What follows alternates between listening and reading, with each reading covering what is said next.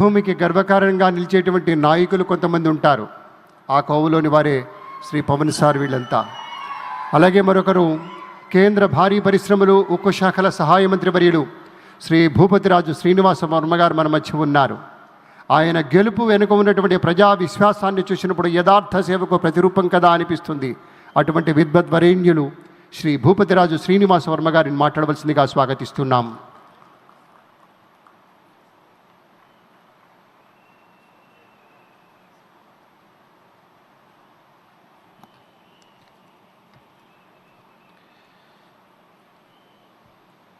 ఆంధ్రప్రదేశ్ ప్రజల కళల రాజధాని, ప్రజా రాజధాని అయిన అమరావతి అభివృద్ధి పనుల పునరుద్ధరణకు విచ్చేసినటువంటి భారత ప్రధానమంత్రి ప్రీతమ నాయకుడు శ్రీ నరేంద్ర మోడీ గారికి, ఆంధ్రప్రదేశ్ రాష్ట్రాన్ని అభివృద్ధి పందంలో నడిపిస్తున్నటువంటి రాష్ట్ర ముఖ్యమంత్రి శ్రీ నారా చంద్రబాబు నాయుడు గారికి, జనసేనాధిపతి ఉప ముఖ్యమంత్రి అయినటువంటి శ్రీ పవన్ కళ్యాణ్ గారికి, రాష్ట్ర గవర్నర్గా ఉన్నటువంటి అబ్దుల్ నజీర్ గారికి, అదేవిధంగా పునఃప్రారంభంలోకి ఇచ్చేసినటువంటి అశేష ఆంధ్ర రాష్ట్ర ప్రజానీకానికి, ఏదైతే అమరావతి రాజధాని నిర్మాణం కోసం భూములు పెద్ద ఎత్తున త్యాగం చేసినటువంటి అమరావతి రైతులకు అందరికీ కూడా హృదయపూర్వక నమస్కృతులు తెలియజేస్తూ ఉన్నాను.